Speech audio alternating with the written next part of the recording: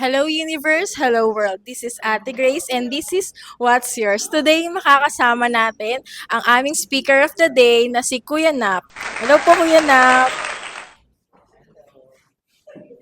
Kuya Nap, ang tanong po namin, what's your advice sa mga taong gustong magpakabanal para sa Panginoon? Ang hirap naman yan. Hindi po. Ang totoo nun, binigay na rin ng Lord yung solusyon para tayo ay maging banal. Yung regalo niya na banal na spirito sa atin, ayun na yun, yung mag-uudyok, tutulong, mangunguna sa atin para tayo ay maging banal. So, ayun. Glory to God. Thank you po. Amen po. God bless. And that's it for today. This is Ate Grace and